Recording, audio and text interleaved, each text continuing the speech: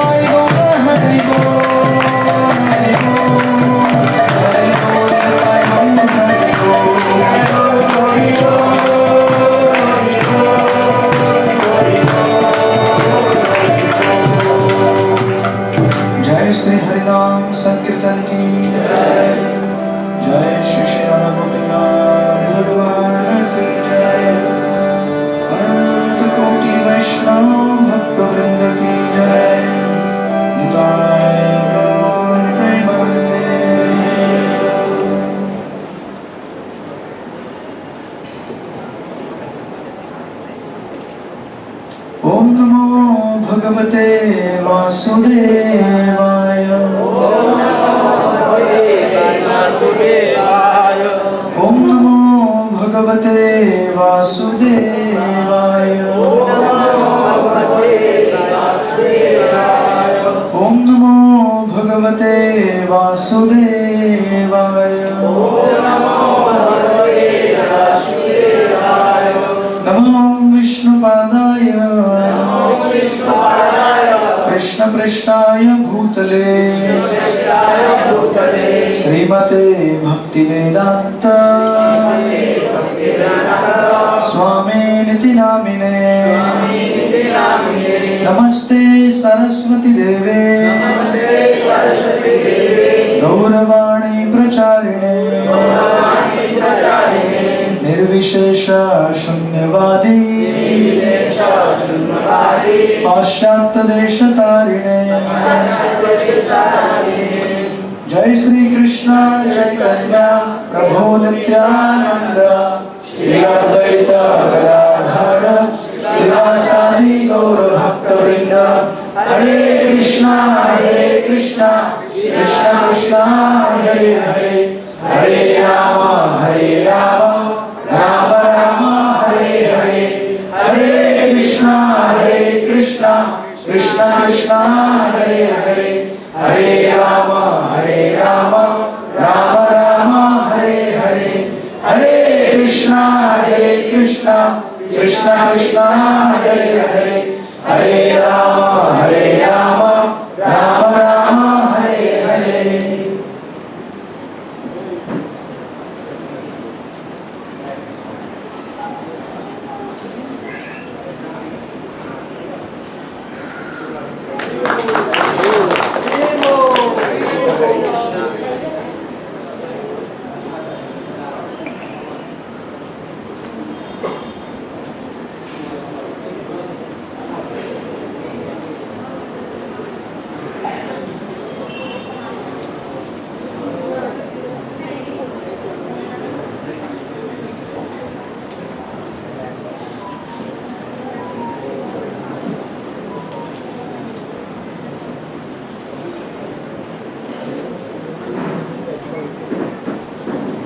राजेश प्रभु पंखा बंद कर दीजिए।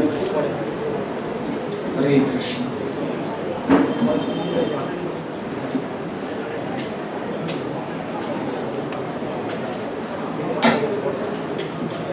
इदं मद्यं मया लब्धं इमं प्राप्तस्य मनोरथम्।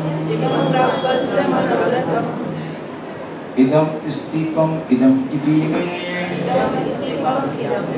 भविष्यति पुनर्धनम्। असो मया हतं शत्रु अहर्निशे चापरानपि। ईश्वरोऽहम् अहं भोगी सिद्धोऽहं बलवान् सुखी। हरे कृष्ण। ये श्रीमद् भगवद गीता के 16वें अध्याय का 13वां, 14वां और 15वां श्लोक है। अनुवाद और तात्पर्य श्रील प्रभुपाद द्वारा। आसुरी व्यक्ति सोचता है आज मेरे पास इतना धन है और अपनी योजनाओं से मैं और अधिक धन कमाऊंगा। इस समय मेरे पास इतना है किंतु भविष्य में यह बढ़कर और अधिक हो जाएगा। यह मेरा शत्रु है और मैंने उसे मार दिया है और मेरे अन्य शत्रु भी मार दिए गए जाएंगे। मैं सभी वस्तुओं का स्वामी हूँ, मैं भोक्ता हूँ, मैं सिद्ध शक्तिमान तथा सुखी हूँ, मैं सबसे धनी व्यक्ति हूँ और मेरे आसपास मेरे कुलीन संबंधी हैं। कोई अन्य मेरे समान शक्तिमान तथा सुखी नहीं है। मैं यज्ञ करूँगा, दान दूंगा और इस तरह आनंद मनाऊंगा। इस प्रकार ऐसे व्यक्ति अज्ञानवश मोहग्रस्त होते रहते हैं। फिर इसके तत्पश्चात और एक श्लोक है, उसमें अनेक चित्त विभ्रांता मोह जाल समावृता प्रसक्ता काम भोगेषु पतंती नरके अशुचो। इस प्रकार अनेक चिंताओं से उद्विग्न होकर तथा मोह जाल में बनकर वे इंद्रिय भोग में अत्यधिक आसक्त हो जाते हैं और नरक में गिरते हैं। तात्पर्य, आसुरी व्यक्ति धन अर्जित करने की इच्छा को आसुरी व्यक्ति के धन अर्जित करने की इच्छा की कोई सीमा नहीं रहती। उसकी इच्छा असीम बनी रहती है। वह केवल यही सोचता रहता है कि उसके पास इस समय इतनी संपत्ति है और ऐसी योजना बनाता है कि संपत्ति का संग्रह बढ़ता ही जाए। इसलिए वह किसी भी पापपूर्ण साधन को अपनाने में झिझकता नहीं और अवैध तृप्ति के लिए कालाबाजारी करता रहता है। वह पहले से अपनी अधिकृत संपत्ति यथा भूमि, परिवार, घर तथा बैंक और पूंजी इन पर मुक्त रहता है और इनमें वृद्धि के लिए सदैव योजनाएं बनाता रहता है। उसे अपनी शक्ति पर ही विश्वास रहता है और वह यह नहीं जानता कि उसे जो भी लाभ हो रहा है वह उसके पूर्व जन्मों के पुण्य कर्मों का फल है। उसे ऐसी वस्तुओं का संचय करने का अवसर इसलिए मिला है, लेकिन उसे पूर्व जन्म के कारणों का कोई बोध नहीं होता। वह यही सोचता है कि उसकी सारी संपत्ति उसके निजी उद्योग से है। आसुरी व्यक्ति अपने बाहुबल पर विश्वास करता है, कर्म के नियम पर नहीं। कर्म नियम के अनुसार पूर्व जन्म में उत्तम कर्म करने के फलस्वरूप मनुष्य उच्च कुल में जन्म लेता है, या धनवान बनता है, या सुशिक्षित बनता है, या बहुत सुंदर शरीर प्राप्त करता है। आसुरी व्यक्ति सोचते हैं कि ये चीजें आकस्मिक हैं और उसके बाहुबल यानी कि सामर्थ्य के फलस्वरूप हैं। उसे विभिन्न प्रकार के लोगों, सुंदरता तथा शिक्षा के पीछे किसी प्रकार की योजना प्रतीत नहीं होती है। ऐसे आसुरी मनुष्य की प्रतियोगिता में जो भी सामने आता है वह उसका शत्रु बन जाता है। ऐसे अनेक आसुरी व्यक्ति होते हैं और इनमें से प्रत्येक अन्यों का शत्रु होता है। यह शत्रुता पहले मनुष्य के बीच, फिर परिवारों के बीच, तब समाजों और अंततः राष्ट्रों के बीच बढ़ती जाती है। अतएव विश्व भर में निरंतर संघर्ष, युद्ध तथा शत्रुता बनी हुई है। प्रत्येक आसुरी व्यक्ति सोचता है कि वह अन्य सभी लोगों की बलि करके रह सकता है। सामान्यतः ऐसा व्यक्ति स्वयं को परम ईश्वर मानता है और आसुरी उपदेशक अपने अनुयायियों से कहता है कि तुम लोग ईश्वर को अन्यत्र क्यों ढूंढ रहे हो? तुम स्वयं अपने ईश्वर हो। तुम जो चाहो सो कर सकते हो। ईश्वर पर विश्वास मत करो, ईश्वर को दूर करो, ईश्वर मृत है। यह है आसुरी लोगों के उपदेश। यद्यपि आसुरी मनुष्य अन्यों को अपने ही समान या अपने से बढ़कर धनी तथा प्रभावशाली देखता है, तो भी वह यह सोचता है कि उससे बढ़कर न तो कोई धनी है और न प्रभावशाली। जहाँ तक उच्चतर लोकों में जाने की बात है, वे यज्ञों को संपन्न करने में विश्वास नहीं करते। वे सोचते हैं कि वे अपनी यज्ञ विधि का निर्माण करेंगे और कोई ऐसी मशीन बना लेंगे जिससे वे किसी भी उच्च लोक तक पहुंच जाएंगे। ऐसे आसुरी व्यक्ति का सर्वश्रेष्ठ उदाहरण रावण था। उसने लोगों के समक्ष ऐसी योजना प्रस्तुत की जिसके द्वारा वह एक ऐसी सीढ़ी बनाने वाला था जिससे कोई भी व्यक्ति वेदों में वर्णित यत्नों को संपन्न किए बिना स्वर्गलोक में जा सकता था। उसी प्रकार से आधुनिक युग के ऐसे ही आसुरी लोग यांत्रिक विधि से उच्चतर लोगों तक पहुंचने का प्रयास कर रहे हैं। ये सब मोह के उदाहरण हैं। परिणाम यह होता है कि बिना जाने हुए वे नरक की ओर बढ़ते जाते हैं। यहाँ पर मोहजाल शब्द अत्यंत सार्थक है। जाल का तात्पर्य है मनुष्य मछली की भांति मोह रूपी जाल में फंसकर उससे निकल नहीं पाता। हरे कृष्ण। श्रील प्रभुपाद की जय। आप सब लोगों का बहुत स्वागत है। आप लोग आपका कीमती समय निकाल कर यहाँ पर आए हैं, इसलिए श्री श्री राधा गोपीनाथ मंदिर और हमारे संडे कार्यक्रम के आयोजक की तरफ से आप सबका धन्यवाद, स्वागत। हरे कृष्ण। तो आप सब लोगों ने झूलन किया होगा भगवान का। हरे कृष्ण। दर्शन भी किया और टाइम पे भी आ गए। तो इसी तरह टाइम पे आते रहिए। ये अभी परफेक्ट टाइम हुआ क्लास स्टार्ट करने का। बराबर 8:45 बजे क्लास पूरी हो जाएगी। आधा घंटा कीर्तन होगा, प्रसाद होगा, बराबर घर पहुंच जाएंगे आप लोग। दूसरे दिन बराबर सुबह उठ पाएंगे जपा के लिए। हरे कृष्ण कृष्ण कृष्ण हरे हरे, हरे राम राम राम हरे। तो इस यहाँ पे सुंदर श्लोक में एक शब्द का इस्तेमाल किया गया है, अनेक चित्त विभ्रांता। अनेक चिंताओं से घिरा हुआ है बेचारा। कौन घिरा हुआ है? बद्ध जीव। उसको चिंता सताए रहती है सुबह से लेकर रात तक। जब उसको कहा जाता है कि चिंता मत करो, चिंतन करो, किसका? भगवान का, तो वो ये सब श्लोक सुना के दिखाता है, मैं भगवान हूँ, मैं बलवान हूँ, मैं भोग कर रहा हूँ संसार का, मेरे जैसा कोई नहीं है। तो उसको समझाने के लिए श्लोक यहाँ पे दिए गए हैं कि ऐसा व्यक्ति मोह जाल समावृता। मोह जाल मतलब जानते हैं मोह जाल? मोह जाल कोई उपन्यास या कादम्बरी का नाम नहीं है, तो आप लोगों ने पढ़ा होगा पहले। तो पहले टाइम में बहुत सारा आता था उपन्यास कादम्बरी वगैरह। प्रसक्ता काम भोगेशु, तो जिस प्रकार मछली जाल में फंस जाती है, उसको लगता है कि यहाँ पे खाने को सामान मिल रहा है, सामान भी मिलेगा और तुमको भी पकड़ के लेके जाएंगे, दोनों एक साथ होगा, खाना पीना भी मिल जाएगा लेकिन तुम भी पकड़ में आओगे। उसी प्रकार बद्ध जीव इस संसार में जब भ्रमण करता है तो अनेक अनेक वस्तुओं का भोग करने की चेष्टा करता है। वो उसको लगता है कि यहाँ पे मजा आ रहा है, लेकिन उसके साथ साथ उसको पकड़ा जा रहा है। उसको नहीं मालूम पड़ता कि मेरे को पकड़ के लेके जा रहे हैं। और इसीलिए ये सुंदर उपमा यहाँ पे दी गई है समझाने के लिए कि जिस प्रकार प्रभुपाद लिखते हैं यहाँ पे मोह जाल शब्द अत्यंत सार्थक है। जाल का तात्पर्य है मनुष्य मछली की भांति मोह रूपी जाल में फंसकर उससे निकल नहीं पाता। तो एक बार जाल में फंस गया तो फिर नो चांस, डायरेक्ट नेक्स्ट शरीर। अभी भोजन समाप्त हो गया, अभी भोजन बनोगे किसी का। कैसा रहता है जाल? देखा ना मछली का कैसा रहता है? एक बार अंदर घुस गया तो पता नहीं चलेगा कहाँ रास्ता, कहाँ से निकलने का मालूम भी नहीं पड़ेगा। उसी प्रकार भौतिक जीवन ऐसा है, एक बार उसमें फंस गए। हाँ क्या बोल रहे? जय श्री राम। मछली भी जय श्री राम बोल सकती है।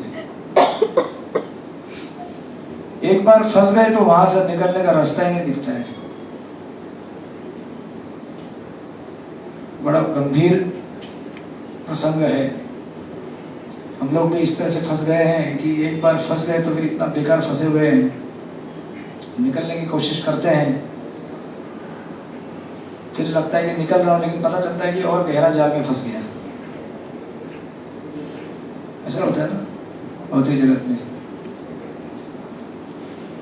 आजकल तो मॉडर्न सिविलाइजेशन, आधुनिक सभ्यता ने तो इतना जाल में फंसा के रखा है, लोग एक लोन को चुकता करने के लिए दूसरा लोन निकालते हैं, फिर उसको चुकता करने के लिए तीसरा निकालते हैं। इस तरह से वो नेटवर्क में इस तरह बुरी तरह फंस जाते हैं।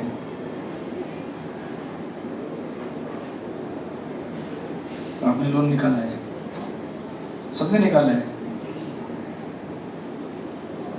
नहीं निकाला आपने?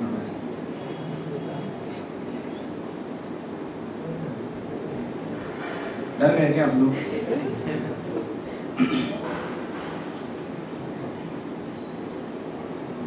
प्रदीप प्रभु आपने निकाला है? लोन के चक्कर में फंसना नहीं बोल रहे हैं। ये शरीर क्या है? लोन। शरीर क्या है? लोन पे लिया हमने, मालूम है क्या? भाड़े पे लिया है और इसका पैसा भरना पड़ रहा है अभी हमको। भगवान ने बोला था ये सब मत लो, तुम्हारे काम का नहीं है। नहीं नहीं नहीं, दे दो ना, भाड़े पे दे दो हमको। जरा देखना चाहते हैं हम कि ये शरीर से क्या आनंद आता है। ले लो भगवान बोले, भाड़ा भरते रहना पड़ेगा। लेकिन क्या भाड़ा भरना पड़ेगा? ये शरीर का भाड़ा क्या भरते हैं हम लोग? नहीं पता, रोज तो भरते हैं ना। हाँ क्या खाना? ये शरीर को देना पड़ता है ना।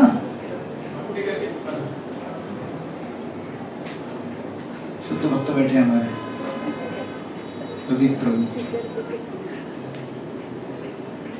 ये शरीर ऐसा है जो चीज नहीं चाहिए वही मांगता रहता है, जो जाल में फंसाने वाला है। लेकिन क्या करें, जब लिया था तो पहले बोल दिया था कॉन्ट्रैक्ट में कि ये देखो ये लोगे ना तो ये सब हिसाब भरना पड़ेगा, मंजूर है तो हमने साइन कर दिया, मंजूर है। लेकिन अभी हिसाब पूरा नहीं हो पा रहा है, दे नहीं पा रहे जो देना है, और फिर गुस्सा हो जाता है और इसी से क्लेश बढ़ रहा है पूरे संसार में। और वस्तुस्थिति ये है कि जो देना है वो कभी दे नहीं पाएंगे उसको आप। शरीर क्या चाहता है? सुख चाहता है, लेकिन सुख के लिए बना ही नहीं हो, सुख कैसे देगा वो? बराबर ना? आपको लगता है ऐसे लगा ले मजा आएगा, अभी इसका इफेक्ट बाहर जाके मालूम पड़ेगा बाद में।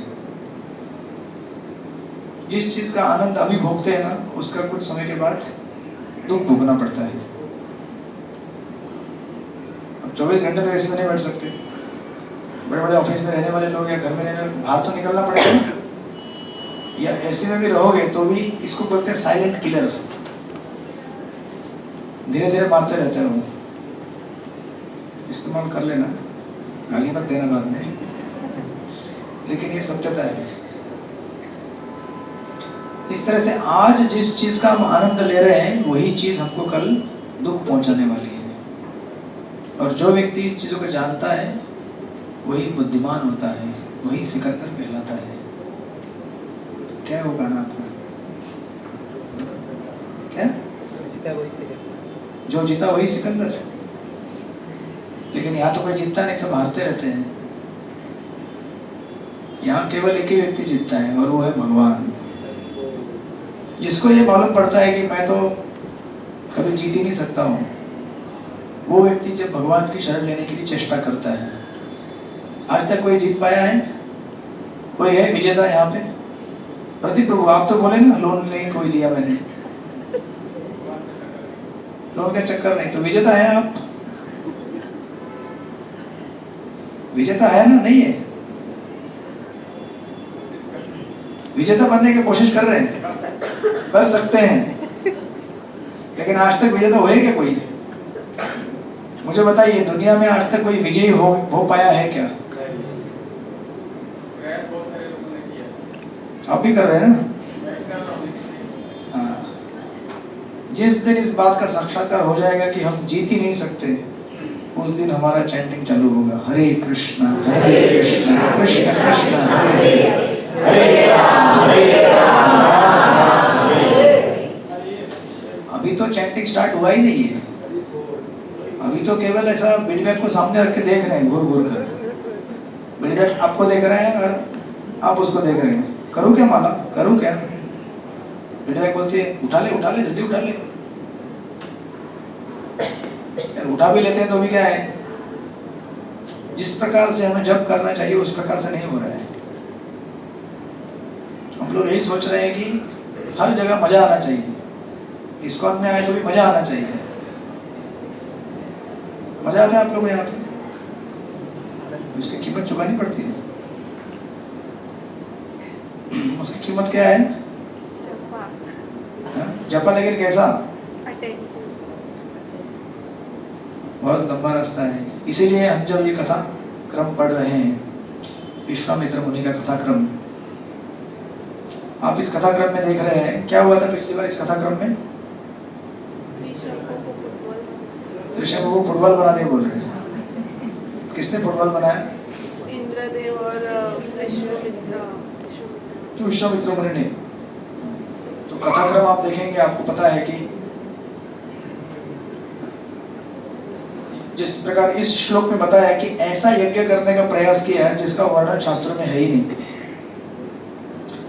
हम लोग भी क्या करते हैं, सुख पाने के लिए ऐसा यज्ञ करने की कोशिश करते हैं जिसका वर्णन शास्त्रों में है ही नहीं। हम क्या सोचते हैं, नौकरी कर लिया, पैसा कमा लिया तो मैं सुखी हो जाऊंगा। घूमने दो, डिवोटी घूम रहे हैं, वो घूमते रहेगा, आप उसके साथ मत घूमो। ऐसा ही हो रहा है ना आजकल। हमको क्या लगता है कि हम धन कमा लेंगे और फिर हमारा अच्छा परिवार होगा, हम सुखी हो जाएंगे, बराबर ना? विजेता बनने की कोशिश चल रहा है ना, सब कर रहे हैं, मैं भी कर रहा हूँ। मुझे लगता है कि है ना, अच्छा सा प्रसाद लूंगा तो आनंद आएगा, या फिर कोई प्रोग्राम कर लूंगा तो आनंद आएगा। फिर आता है एपिसोड अयोध्या वृंदावन का, फिर मालूम पड़ता है अरे बाप रे, प्रोग्राम करने से बहुत ज़्यादा प्रॉब्लम हो जाता है। सत्संग प्रोग्राम को आगे लेने के जाओ और मार पड़ती है, और प्रोग्राम करेगा नहीं, अभी क्या करूँगा। तो यहाँ पर आप देखेंगे विश्वामित्र मुनि और वशिष्ठ मुनि, इन दोनों की लड़ाई के बीच में वशिष्ठ मुनि का कोई लड़ाई नहीं था, विश्वामित्र मुनि खुद लड़ रहे थे। कभी कभी ऐसा होता है जीवन में, सामने वाले व्यक्ति का कुछ प्रॉब्लम नहीं है लेकिन हमको बड़ा प्रॉब्लम होता है, हम जबरदस्ती उसके साथ भिड़ जाते हैं। नहीं मैं तुमको छोड़ेगा नहीं। क्यों भाई? नहीं मैं तुमको छोड़ेगा नहीं। शांति से बैठने का आदत नहीं है हमको। तो इस समय हमने लास्ट टाइम देखा था कि किस प्रकार यज्ञ करते हैं वो, लेकिन यज्ञ में देवता प्रकट नहीं होते हैं, बराबर। अब जब देवता प्रकट नहीं होते हैं तो विश्वामित्र मुनि बड़े चिढ़ जाते हैं। कुछ नहीं करेगा वो, बटरफ्लाई है, बैठेगा, आपका संग लेने के लिए आया है। हाँ हाँ, जो भी सोएगा उसको उठाने आएगा वो।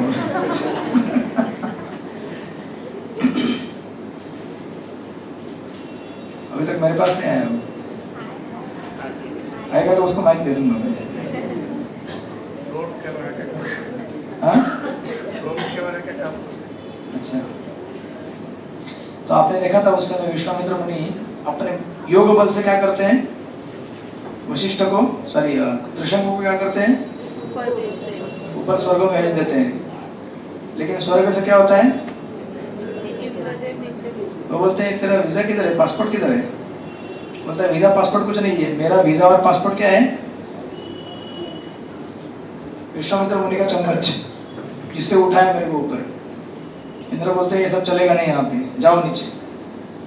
नीचे जब आते हैं तो विश्वामित्र मुनि बोलते नीचे क्यों आ गया भाई, ऊपर भेजा था। तो बोलते ऊपर से नीचे भेज दिया मुझे। बोलते नहीं ऊपर जाओ, वापस ऊपर भेज देते हैं, और ये सिलसिला चलते रहता है, ऊपर नीचे ऊपर नीचे।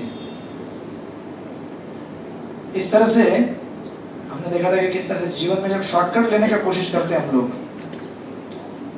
चम्मच आ गया पेज के अंदर, वो मतलब साफ है, फ्रेश है। प्रसाद खिचड़ी खाना रहेगा तो ले लेना बाद में।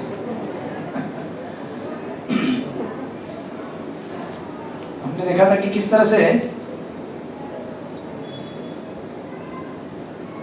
एक बार आपने अगर पकड़ लिया जिद कि ये चीज चाहिए, तो क्या होता है आपके मन में, वो चाहिए मतलब चाहिए ना, मानता नहीं है मन, राइट। विश्वामित्र मुनि को देखना चाहिए था कि इनको एंट्री नहीं मिल रही है, जोर जबरदस्ती एंट्री दिलाने का कोई सवाल था नहीं, लेकिन अपनी प्रेस्टीज का सवाल है अभी, राइट। अगर ऊपर नहीं भेजूं तो इतने सारे लोग जो मेरे को सर्टिफिकेट देके गए हैं अभी, सारे ऋषि मुनि, मेरा क्या कर देंगे, पूरा इज्जत निकाल देंगे। बोलेंगे देखो इतना बड़ा यज्ञ किया था, वापस आ गया ये। अब ये जो दुविधा है इस समय यहाँ पर विश्वामित्र मुनि और त्रिशंकु के बीच में, किसी भी चीज को जरूरत से ज्यादा जब एक बार मालूम पड़े कि ये चीज नहीं होने वाली है, उसमें अगर टाइम वेस्ट कर लोगे तो जिंदगी में बहुत शक्ति, समय बहुत बर्बाद हो जाएगा उसमें। जब मालूम पड़े आपको कि ये चीज नहीं हो सकती तो नहीं हो सकती, खत्म, छोड़ दो उसको। कि हम उस चीज को प्राप्त करने के लिए नहीं आए यहाँ पे, हम लोग भजन करने के लिए आए हैं। मनुष्य शरीर पृथ्वी लोक में मिला हुआ है भजन करने हेतु। कोशिश कीजिए किसी चीज को प्राप्त करने का, कुछ समय बाद अगर मालूम पड़े कि नहीं होगा ये, एक दिन ट्राई किया, 2 दिन, 3 दिन, 4 दिन, 1 महीना, 2 महीना, 3 महीना, 4 महीना, साल, समझ लो कि जब होगा तब होगा, और जब तक नहीं होगा तब तक क्या करना है हमें, हरे कृष्णा कृष्ण कृष्ण हरे हरे, हरे राम राम राम हरे हरे। तो उस समय अब इस पड़ाव पे आकर रुक गए थे जब विश्वामित्र मुनि के प्रेस्टीज का सवाल था, और त्रिशंकु नहीं चाहता था कि उसे वापस स्वर्ग में जाना है करके। वो बोला कि भाई बस हो गया मेरा, अभी मैं फुटबॉल बहुत खेल लिया, अभी मुझे यहाँ से मुक्त कर दो। लेकिन विश्वामित्र ने बोले नहीं होगा, अभी आपको तो ऊपर जाना ही है, चाहे जिंदा या मुर्दा। वो पुलिस बोलती है ना, पकड़ के लेके आओ इसको, चाहे जिंदा या मुर्दा पकड़ के लेके आओ। अभी त्रिशंकु को जाना ही है, नो ऑप्शन। गलत जगह पे कदम रख दिया तो ऐसा होता है। और इस वक्त विश्वामित्र मुनि त्रिशंकु को समझ में आया शॉर्टकट लेने से क्या परिणाम हो सकता है। शॉर्टकट था ना ये, रावण ने भी शॉर्टकट करने की कोशिश किया था, तो उसका भी अंजाम क्या हुआ, पूरी लंका नष्ट हो गई, पूरा परिवार नष्ट हो गया। यहाँ पे त्रिशंकु वो लटक गया बीच में। विश्वामित्र मुनि बोले मैं तो इसको ऊपर भेज के रहूंगा, लेकिन अभी ऊपर तो भेज रहा हूँ, लेकिन ये नीचे भेज रहे इंद्र इसको। तो उस समय उन्होंने अपना बचा कुचा योग बल जो था ना, उसको इस्तेमाल करके एक डुप्लीकेट स्वर्ग बनाया। अब विचार कीजिए जरा, इनकी क्या शक्ति थी। ऐसे एक डुप्लीकेट भक्ति वेदांत तो हॉल बना दिया जाए अगर, है ना, कुछ बच्चे अगर जिद करेंगे यहाँ खेलने के लिए, तो अगर मेरे अंदर शक्ति होती तो मैं बना देता। तब चलो आपके लिए और एक डुप्लीकेट भक्ति वेदांत हॉल, उसमें सारे, और ऐसा नहीं स्वर्ग मतलब खाली खाली, जितने देवता थे उनके उतने डुप्लीकेट देवता भी बना दिए। सारे 33 करोड़ देवता, सारा स्वर्ग एज इट इज डुप्लीकेट बना दिया। और त्रिशंकु को वहां पे लैंडिंग हो गया रॉकेट, उनका सैटेलाइट। लेकिन बेचारा तभी उल्टा था, सीधा नहीं हुआ, वो उल्टा ही लटका वहां पे भी, और वहां भेज दिया।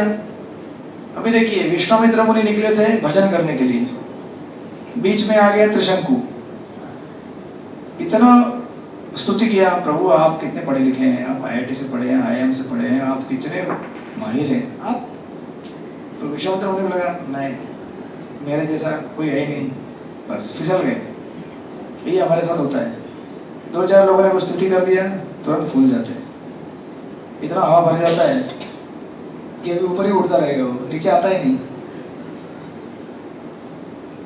ऐसा होता है ना, किसी ने थोड़ा स्तुति कर दिया, बस अब तो चैंटिंग करते हो वही याद करेगा, इतना अच्छा लग रहा है चैंटिंग, 4 लोगों ने मुझे इतना हार पहनाया, मुझे मेरा बख्शिश दिया, मेरा वाह किया। 4 लोगों ने गाली दिया तो क्या होता है, जमीन खोद लेता है, वो गड्ढा खोद के उसके अंदर जाता है और अपने आप को भर लेता है मिट्टी से, पता है 5 दिन यहाँ से बाहर निकलूंगा नहीं अभी, इतना दुख हुआ है मुझे जीवन में। कितना दुख हुआ है आऊंगा नहीं, मैं बताऊंगा नहीं। डिवोटीज को पूछते तो भी बताते नहीं वो लोग, क्या हुआ, नहीं हुआ है, क्या हुआ है, नहीं हुआ है, भाई क्या हुआ है, कुछ तो हुआ है हमको, आप डिस्टर्ब मत करो इस वक्त हमें। इस तरह से ये जगत के द्वंद्व जो होते हैं, सुख और दुख, हमें इस तरह से भजन करने के लिए रोक देते हैं। ज्यादा सुख बड़ा खतरनाक है, ज्यादा दुख वो भी खतरनाक है। तो आप बोलेंगे फिर मिडिल क्लास अच्छा है क्या, मिडिल क्लास रहेगा, थोड़ा सुख थोड़ा दुख। मैं तो बोलता हूँ कि इससे प्रभावित होने के क्यों, अपने को रोज 16 माला करनी तो करनी है, चाहे आपको कोई बख्शिश दे या न दे, रोज करना है आपको, माला करना है ना। इस तरह से अगर हम अपना जीवन दूसरों के ऊपर निर्भर कर देंगे, इसको बोलते हैं ओवर डिपेंडेंस, दूसरों के ऊपर निर्भर कर देते हैं। आज अगर वो व्यक्ति मुझे खुश करेगा तो मैं जपा करूंगा, आज अगर मुझे दुखी कर देगा तो मैं जपा नहीं करूंगा। दूसरे को निर्भर क्यों रहते हो, जपा करना है तो करना है, खुद के लिए करना है। वो संसार के चक्कर में अपना जपा मत छोड़ो। आज पत्नी बोलेगी आज सब्जी मेरे पसंद की बनेगी, तो क्या आप जपा नहीं करेंगे? आप बोलेंगे ऐसा कैसे बन सकता है, आज हमारे पसंद का बनाओ, नहीं तो जपा नहीं करेंगे। वो बोलेंगे मत करो, क्या फर्क पड़ता है। ऐसा होता है ना, छोटी छोटी चीजों को लेकर इतने हम लोग डिस्टर्ब हो जाते हैं कि भगवान का भजन बैकग्राउंड में चला जाता है, यू नो। और इसीलिए देखिए वो कहाँ पढ़ रहा था मैं, भक्ति शास्त्री कोर्स में हमारे बीच में बुधवार या गुरुवार को पढ़ रहा था। हाँ, क्या होता है ना, लोग क्या सोचते हैं मेडिटेशन या स्पिरिचुअल साधना, उनको लगता है कि ये रूटीन लाइफ से ब्रेक है। आप लोग यहाँ पे आते हैं, आपको ब्रेक मिलता है ना, आपको क्या लगता है ब्रेक मिल गया, संडे को एक दिन मंदिर में जाते हैं, वाह आज तो कुकिंग भी नहीं करना है, बर्तन भी धोना नहीं है, बड़ा रिलीफ होता है वो, जानते हैं कि नहीं। टिकट तो काट दिया 50 रुपए का, ऐसी हॉल में बैठे हैं, कोई दीवार के पीछे सो रहा है, मुझे पता नहीं है, बड़ा आनंद आता है। लोग क्या सोचते हैं कि ब्रेक है ये स्पिरिचुअल लाइफ का। आप ठीक से सोचिए जरा, अगर हम अपने साधना प्रोसेस को अगर ब्रेक मानेंगे रूटीन लाइफ में से, ब्रेक मतलब क्या? ऐसा होता है ना। अभी अगर मैं बोलूँ कि कल से आपकी एग्जाम होगी, जो भी रामायण में अभी तक पढ़ा हुआ है, चलो एग्जाम करते हैं, सिर्फ 10-15 लोग बच जाएंगे, कोई नहीं आएगा। बोलेंगे हम लोग ब्रेक लेने के लिए आए प्रभु, यहाँ पे आपकी एग्जाम करने के लिए नहीं आए हैं, आप कथा करो, आपका आनंद है वो, हमारा आनंद हमने ढूंढ लिया है। हम आते हैं, बैठते हैं, हम हमारा आनंद क्या है हम जानते हैं। आप एग्जाम दोगे तो हमारा आनंद गायब हो जाएगा। तो इसीलिए कभी कभी देखिए, आप देखेंगे मंदिर में सुबह अगर 6 बजे आप आएंगे मंदिर में, आप में से बहुत सारे लोग तो आते हैं, तो आप देखेंगे डिवोटी लोग कैसे करते हैं, हरे कृष्णा कृष्णा कृष्णा हरे हरे, ऐसे चैंटिंग करते हैं। वो जो नया नया आता है ना, कोई व्यक्ति बोलता है बाबा को क्या हो गया, भूत भूत पकड़ लिए गए इनको, ऐसे कर रहा है, ऐसे कर रहा है। कुछ बोलते हैं गर्दन टूट जाएगा उसका। कुछ लोग खड़े होकर चैंटिंग करते हैं, मैं तो खड़ा होता कई बार, नींद आती है तो बोलते बाबा पागल हो गया, खड़े होकर क्या बात कर रहा है आसमान में। स्पिरिचुअल आध्यात्मिक प्रोसेस मतलब इंटेंस, बहुत मेहनत करना पड़ता है। क्योंकि लोग क्या सोचते हैं कि अध्यात्म मतलब मैं जब ब्रेक लूंगा रूटीन से, मेडिटेशन करने जाऊंगा, ध्यान करूंगा, जपा करूंगा तो मुझे आनंद मिलेगा। लेकिन ऐसा कैसे मिलेगा आनंद आपको जब तक आप तगड़ा जपा नहीं करोगे। तगड़ा जपा मतलब समझते हैं ना आप लोग, भगवान का नाम जब अगर एकदम स्ट्रांग नहीं होगा, पावरफुल, कुछ पावर नहीं आने वाला। ऐसे हल्के फुल्के जपा से आसमान को देखते हुए, तारे गिनते हुए, मोबाइल को टिपते हुए, टक टक टक हरे कृष्णा, टक टक हरे कृष्णा, नेक्स्ट नेक्स्ट, इंस्टाग्राम का रील चल रहा है, जपा भी चल रहा है, गाड़ी चल रही है, जपा भी चल रहा है, कुकर की सीटी बज रही है, मेरा भी काउंटर नीचे गिर रहा है। इमरजेंसी होती है, बट रूटीन में हमको देखना चाहिए कि क्या हमें करना है, क्या प्राप्त करना है। तो ऐसे साधना से क्या होता है, कुछ शुद्धिकरण होता नहीं है, हृदय का मार्जन नहीं होता है। जब हृदय का मार्जन नहीं होता है तो लोग बोलते हैं जपा करके भी कुछ नहीं हो रहा है, कैसे होगा? आप क्या समझे थे जपा मतलब ब्रेक है क्या आपका? ब्रेक ले रहा हूँ, अभी मैं आराम कर रहा हूँ। वास्तविक जो एक्चुअल जपा है ना, वो हमारे ऑफिस के काम से भी बहुत मेहनत वाला काम है। अगर अच्छी तरह करेंगे तो बहुत मेहनत वाला काम है वो। इतना मेहनत वाला है कि आपको थका देगा अच्छी तरह से, लेकिन थकने के बाद आपका हृदय भी शांत होगा, शुद्धिकरण होगा उससे।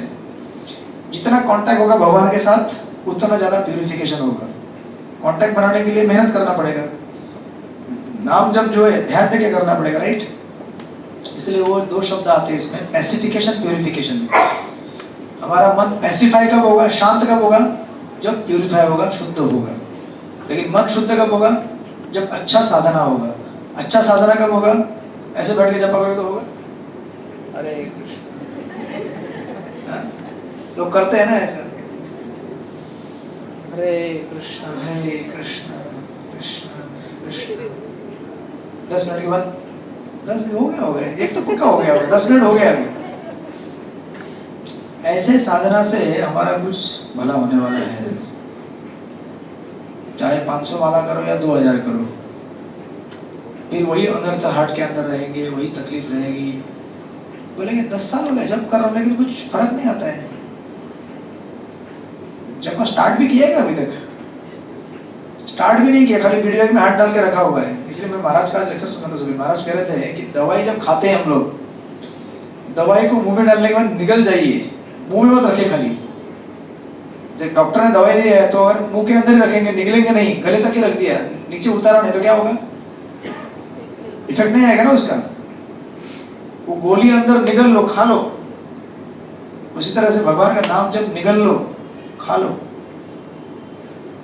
हम लोग खाते नहीं है, हम लोग क्या करते हैं, मुंह के अंदर ही बोलते हैं और यहाँ से बाहर निकाल देते हैं। निगलना है उसको। इसलिए साधना की प्रक्रिया मतलब बड़ा घनघोर युद्ध है माया के साथ। और इसमें अगर त्रिशंकु आ गया तो फिर बर्बाद। एक तो ऐसा थर्ड क्लास साधना है, उसके ऊपर से कोई ना कोई आते रहते हैं। हरि बोल।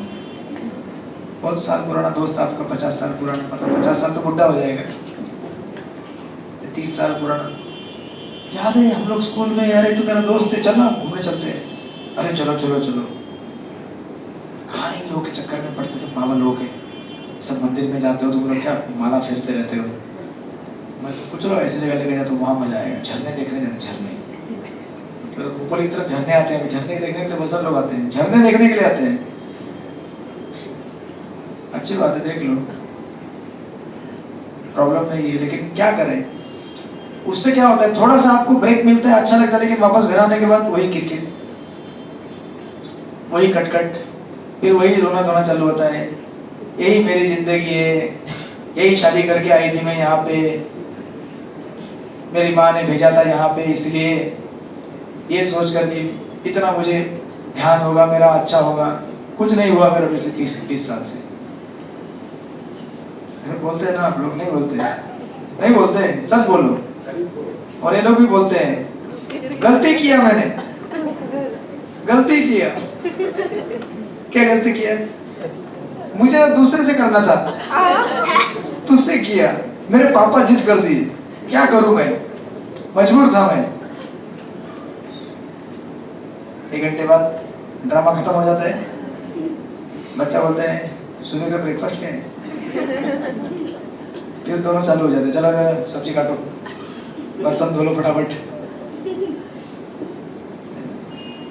ये जब तक हमारा हार्ट क्लीन नहीं होगा तब तक ऐसी किरकिरी होती रहेगी। सुबह से लेकर रात तक केवल रोना धोना रहता है, ये ऐसा हुआ वैसा हुआ, ऐसा हुआ वैसा हुआ, ये हुआ वो हुआ। जपा कब करोगे कब? इसलिए जब मौका मिलता है तो बड़े अच्छी तरह से हमें भगवान का नाम जप करना चाहिए, बड़े अच्छे से। तो फिर संसार में कितनी भी समस्या आए, कुछ प्रॉब्लम आए, अपने आप बचा लोगे उसको, निकल लोगे अच्छी तरह से, कुछ नहीं लगेगा।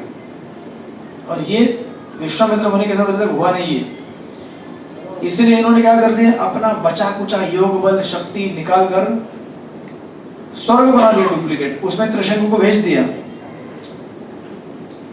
सबसे पहले क्या हुआ था, विश्वामित्र के साथ, सॉरी वशिष्ठ मुनि के साथ लड़ाई झगड़ा करके सबसे पहले किससे हारे थे? गाय से। उसके बाद ब्रह्मदंड से हारे थे, बराबर है, आपको याद है। उसके बाद तपस्या करके सोच रहे थे मैं भी विश्वामित्र वशिष्ठ जैसा ऋषि बनूंगा, तपस्या कर रहे थे, लेकिन बेचारा ये बीच में आके टपक गया त्रिशंकु। इतना स्तुति कर दिया, इतना स्तुति कर दिया कि बस अभी तो हमको इसके बगैर कोई है नहीं, यही मेरा बच्चा है, यही मेरा, ये मुझे जानता है।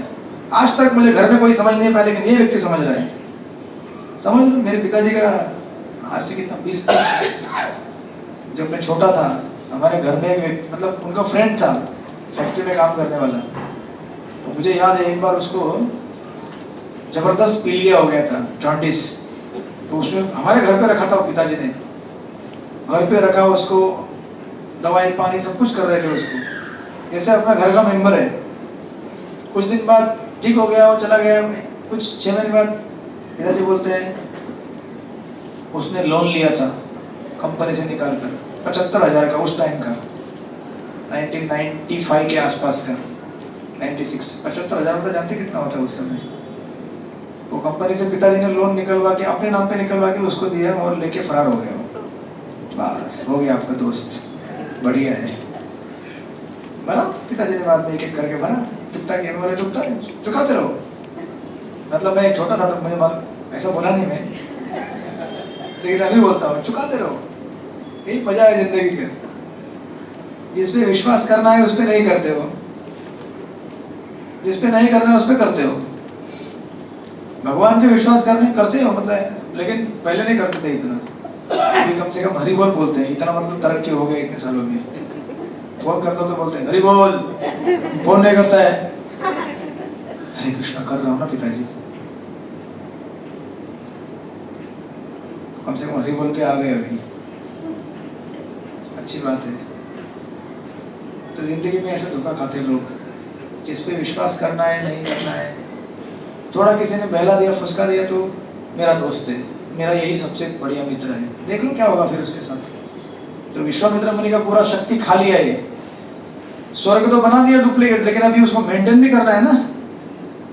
मेंटेन करना बड़ा कठिन होता है भाई, मेंटेन नहीं कर पा रहे थे, उनका सर फटने लगा, जबरदस्त वेदनाएं होने लगी, शक्ति सारा तपोबल लगा रहे थे स्वर्ग जो बनाया उसको, उस समय जीवन में उनको साक्षात्कार प्राप्त हो गया विश्वामित्र मुनि को। उन्हें समझ में आया कि मैं अभी समाप्त होने वाला हूँ।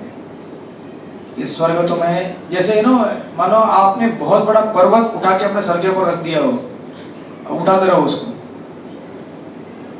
कितना देर आप उठाएंगे? अगर कोई सामान थोड़ा उठाते हो ना, घर पे गोनी उठाते हैं चावल का, आटे का, कितना, आधा घंटा 15 मिनट दुकान से लेने आता है।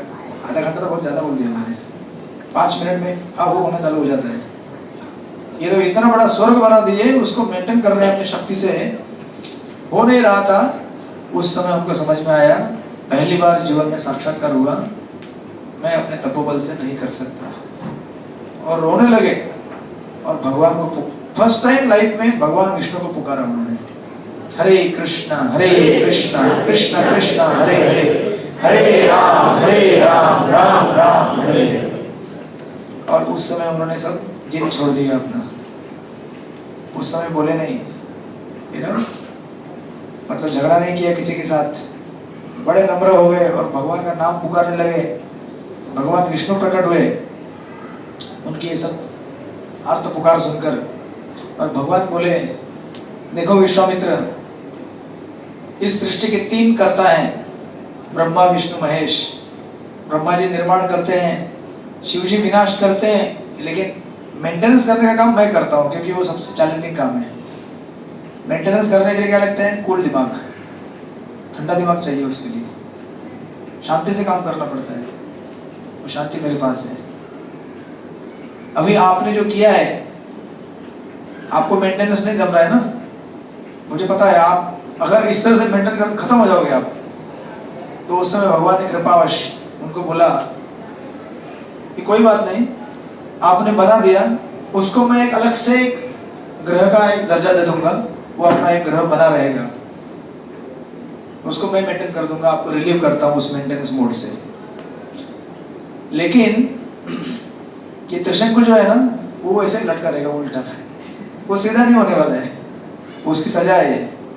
तो स्वर्ग तो बन गया, भगवान ने मेंटेन भी किया, लेकिन त्रिशंकु अपसाइड डाउन वैसे ही रहेगा। देखिए शॉर्टकट लेने का क्या परिणाम होता है, अब लटके रहो जिंदगी भर, उसके मुंह से जो राल टपकती है उससे एक नदी बनी है कर्मनाशा करके, बहुत बड़ी। इस तरह से मेंटरिंग, मतलब मेंटर थे ना इनके, त्रिशंकु के मेंटर थे वशिष्ठ मुनि, बोले थे कि ये सब उठपटांग हरकतें मत करो, इससे तुमको ज़्यादा तकलीफ होगा। जो था वो सब खो दिया, अपना शरीर गवा दिया, राज्य राजपाट सब कुछ गया, उल्टे लटके रहे। और दूसरी तरफ विश्वामित्र मुनि, इनका सब कुछ खत्म हो गया। किसकी वजह से? अहंकार, कि मैं कर सकता हूँ, मुझसे बड़ा कोई नहीं है, मैं करके दिखाऊंगा, मैं वशिष्ठों को हराऊंगा। ये हालत हो गई उनकी। और आप देखेंगे इसको क्या बोलते हैं पता है? इसको बोलते हैं, जब हमको लाइफ में सक्सेस नहीं मिलता है ना किसी चीज में, तो हम अपना एक डुप्लीकेट सक्सेस बना लेते हैं, सक्सेस फॉर्मूला। समझे कि नहीं समझे आप? एक पर्टिकुलर फील्ड में आप सक्सेसफुल होना चाहते हैं, लेकिन उसमें होते ही नहीं है, तो उस समय हम अपना एक अलग से फॉर्मूला बना देते हैं सक्सेस होने का। जैसे हमारे टाइम में वो बच्चे क्रिकेट खेलते थे गली में, नुक्कड़ में, तो हमारा दोस्त था, अभी भी है वो, अगर सुनेगा तो मुझे फोन करेगा, गाली देगा, लेकिन वो सुनेगा नहीं, अच्छे सुनाता हूँ आपको। तो वो गली में क्रिकेट खेलते हैं ना, तो क्रिकेट खेलते खेलते आपको बोलता था, आज मैंने कितना किया, 3 सेंचुरी लगाया, 20 विकेट लिया और 500 रन बनाया। इस तरह से लिखता था वो रोज गली में क्रिकेट खेलकर। और हम कभी पूछते थे, तेरा करियर का स्कोर कितना हुआ रे? जैसे क्रिकेट अपने लिखा रहता ना, अभी तक 5200 रन। खेला कहाँ पे? मतलब ऐसा बॉल करेगा तो छक्का चला जाता है। ऐसे करके करके वो लिख के रखता था 10,000 रन वर्ल्ड रिकॉर्ड। तुम्हारे वर्ल्ड रिकॉर्ड देखने के लिए कौन आने वाले हैं?